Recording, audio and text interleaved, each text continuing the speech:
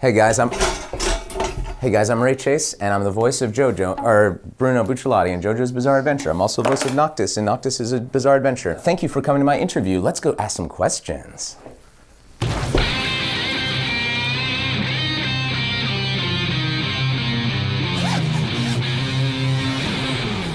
I'm really excited to be here on Anime Impulse. I love that they put so much time and effort into these videos and motion track everything. I got my main man, Randy. He's gonna do a lot of work right now. Look at me. I'm juggling all my roles. There's three of them right here, all going around. Wow, oh my gosh, look at them. Whoa, there's 5 of them now. Oh wow, that's a lot of work to do. Oh my gosh, 14 roles at the same time? So much After Effects! Your move, Randy. I voiced Korematsu in Osomatsu-san, which I don't think anybody's heard yet, but trust me, it's a great voice and a great performance. I loved the show before I auditioned. I watched all 52 of those very, very silly episodes, and Korematsu was absolutely my boy. So when the time came to audition, I did like 3 takes for Korematsu and like -5 for all the other ones because I didn't like them so much. I think he's also the most like me because he's the coolest brother and I'm the coolest brother. What a surprise. The distinct tang of a liar. I prepared for the role of licking Giorno Giovanna's face for many years, even before I even knew what an anime was. I went around licking Mafio guys' faces, and you know when they're lying, which is pretty much all the time. Because you lick their face and they say, "Hey, don't lick at my face." And you say, "You're lying. You want me to lick your face. I'm training for an anime part." And they say, "I'm calling the cops." And then the cops came and arrested me. But that's how I made sure to do the best performance I could as Bruno Bucciarati. Bruno Bucciarati. FBI, open up!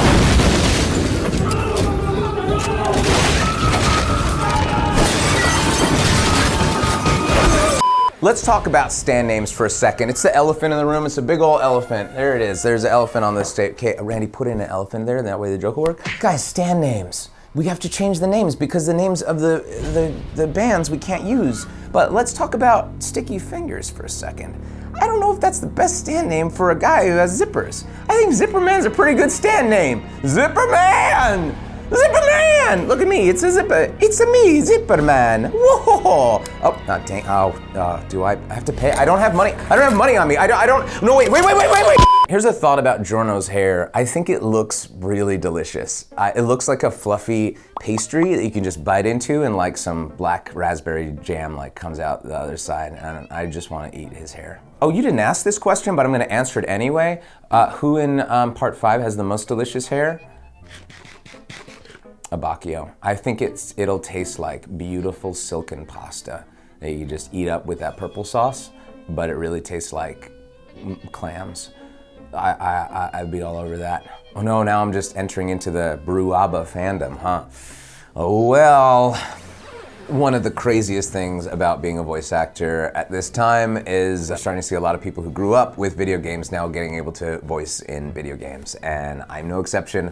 I loved Smash Bros. Melee when I was a kid. I played as Roy, and Dr. Mario were my 2 mains. I like the kind of heavier hitters, but not too crazy like Ganondorf. When I got the chance to voice Roy in Fire Emblem Heroes, which was just kind of a total surprise that they threw at me at the end of my session for Alphonse. I was like, oh my gosh, I gotta come up with a voice. I don't think they're gonna use this, I don't know. I was really scared, and I only had 5 minutes, and I did my voice, and then they used it for the game, and then when it came time to do Smash Brothers, I had to keep that secret for a very, very long time. That was just a crazy, crazy dream come true. It's very rare in this industry that you get to voice people that you literally grew up with who didn't have a voice, and I am just the luckiest guy in the world. I'd watched all episodes of JoJo for a while. When I was in it, I was, let's recap, I'm Loggins, baby, Donovan, and I was Rubber Soul, or Yellow Temperance in Stardust Crusaders. When I had voiced all of those roles, I had seen zero JoJo. And then I was like, you know what? A lot of people are recommending this, let me pick it up. And I picked it up and I ran with it, and I watched it all the way through part 4, and I was very, very excited. And then when the I knew the dub was coming out for part 5, and then I auditioned for all the characters. I did the same thing I did for Bruno that I did for Korematsu. Now that I think about it, I auditioned for him 3 times, and then everybody else like once or 0 or -5 times. And I'm really, really happy that I got to be my best boy.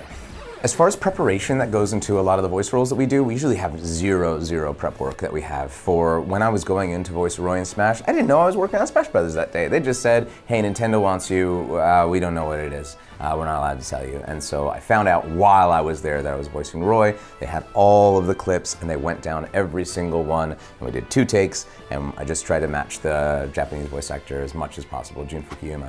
And I got to that death scream. And he did a big old death scream, and so I did a very big death scream. And I'm really glad that they went with the very, very painful sounding one. I played Eve in Nier Automata, or Automata, or Bucciarati, however you pronounce it, I don't know. And that was one of the most difficult sessions that I ever did. We kind of like figured the role out as we went along, because we didn't know a whole lot about him from the start. And so we went through all the cinematics, voiced it, and then we realized, this voice that we have doesn't really work for him.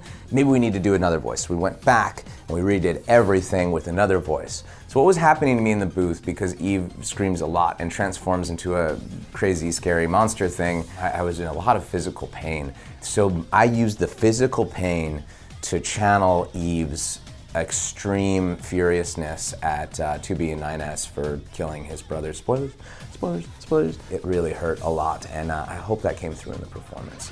You guys are asking me about music. I'm weird with music. I'm actually really, really into music history. It's one of my biggest nerding things in the world, but I don't listen to cool stuff. I like the late romantic composers, like Tchaikovsky and Dvorak, guys like that.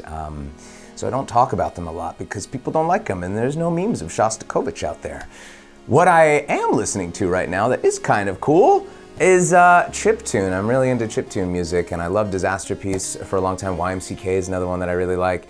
And there's this one, and it sucks because he stopped making music, but I can't stop listening to it. Fear of Dark, his album Motorway, is freaking phenomenal. I listen to it every single day. I listen to it on the way here. It's amazing. You guys gotta check it out and try to convince him to keep making music. You guys are asking me, what would I change if I don't want freaking you every time I close my eyes, waking up feeling so horny? As the ending song to part 5, what would I choose? I would make that the OP, and then the ending would be a Roundabout by Yes, because it's iconic and great, and I think it's just so great ending on that to be continued with Roundabout playing. Bring back Roundabout, hashtag bring back Roundabout, hashtag. Man, the handle's perfectly straight! There's no way! My mind's playing tricks on me, that's it! I only thought I was moving with some kind of extraordinary power. But what if my body really has been separated from my consciousness? Miseria! I have to get out of the way!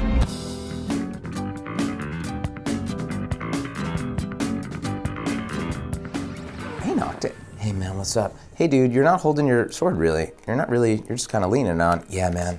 I have one of these at my house, and the stand is really hard to put together, and so I have him sitting too, so good on you guys, Anime Impulse. I'm right with you.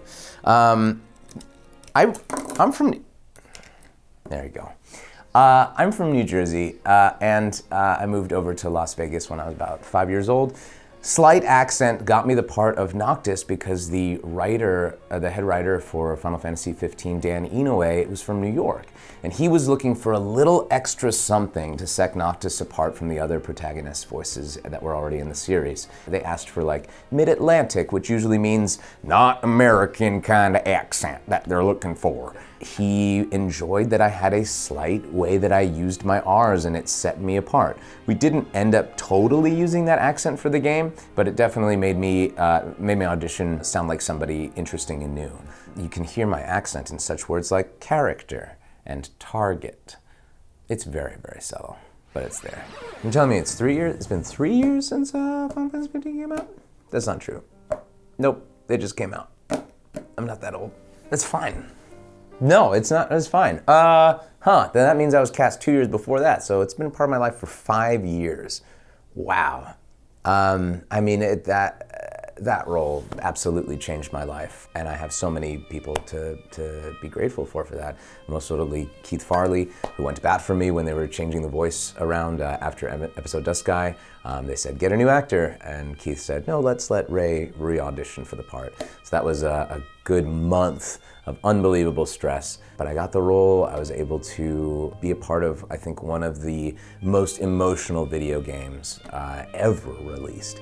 I absolutely love hearing what the fans have to say about that game, speaking to them on a personal level, about them finding friends. I love it having real world effects on people's lives. It really makes me happy to be a part of something that touched people in that way. I've never had a role like that before. Those kind of roles are are few and far between, and I'm very, very grateful to be a part of the Final Fantasy universe. I will always be your Noctis. I play a ton of video games, way too much, and I like playing crazy indie games. I love playing JRPGs, but the one I'm playing right now, which is really, really bad for me because I'm at like 200 hours, is Slay the Spire. It is a roguelike deck building game, and my God, there's a lot of replay value. And every single time you sit down, it's going to take 90 minutes, and the time just flies by. It's bad for me. There's 20 difficulties to it, and you're just working your way through the 20 difficulties. I'm gonna be playing this game for at least the next 5 years. Don't play this game. Buy it, support the devs. Don't play it. Don't be like me.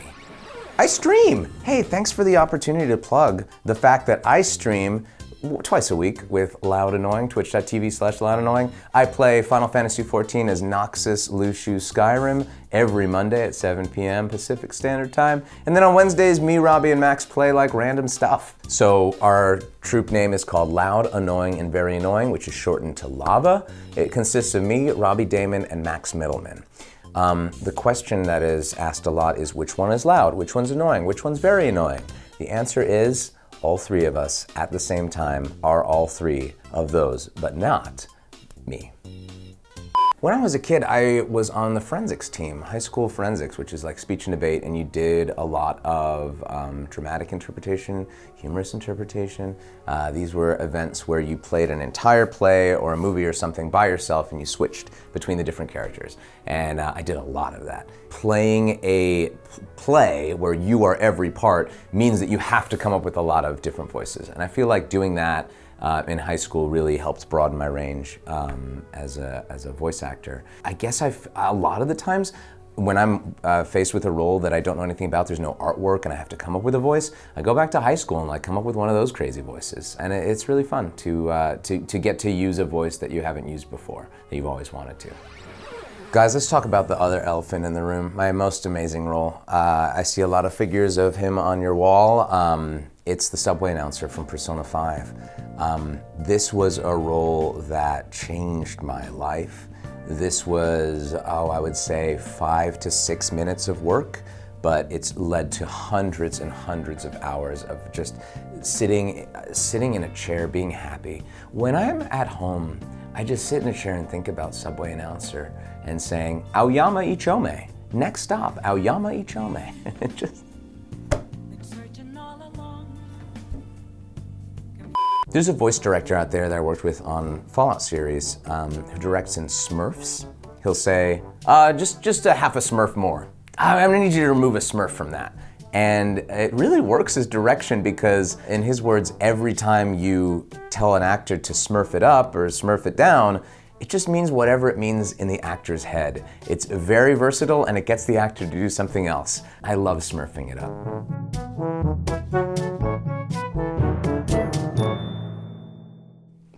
Matthew Mercer impression? Matthew Mercer, no. This is my Matthew Mercer impression. Do you practice that in the shower? He and I feel like Matt and I sound the same in a lot of things, and I feel like it's because we both did this voice when we were younger, and we found out that this is a really versatile voice to use in stuff. And we must have watched the same cartoon that had the guy doing that voice, and we both committed to it. So that's why I sound like Matt Mercer sometimes. I think we're both channeling the same voice actor from 1991. I don't know who it is. Favorite memes? classic meme, favorite meme is the "Are you a wizard" guy face because it's so funny. Best meme of the year is "Me and the Boys" is my favorite meme. It's the memes that are just funny when you look at it are the best kinds of memes. They're the best. Voice acting means a great deal to me. It gives me opportunity to be on Anime Impulse, which who could ask for anything more? I love being able to play a whole bunch of different characters every single day. You're going in, playing somebody new, being surprised. It's really, really fun. I love that we're in an age where we can interact with the fans on social media or at conventions, and it can be sort of this thing that isn't swept under the rug, but that has its own little spotlight. I really, really appreciate that. Voice acting is a dream job, and if you want it, you're gonna have to take it out of my cold, dead hands. Do I end too many of my questions really serious? Can you edit it out? Randy, can you make it so I'm smiling, that I'm more like personable? Okay, so my mom watches a couple of my interviews and she says, "Ray, you're not very personable and you're frightening the small children." And I'm like, no, Randy's gonna fix it. So just make it so I'm smiling. Yeah, just like that, yeah. Guys, thank you so much for watching to the end of my interview, or maybe just clicking to the end for the outro part. Please support me at Ray Chase on Twitter. It's my best social media account. My worst social media account, that would be my Instagram, at Ray Chase Nation. Don't go there. Come support twitch.tv/loudannoying. We stream Monday, Tuesday, and Wednesdays, me, Max, and Robbie. Thank you guys so much. You guys are the best.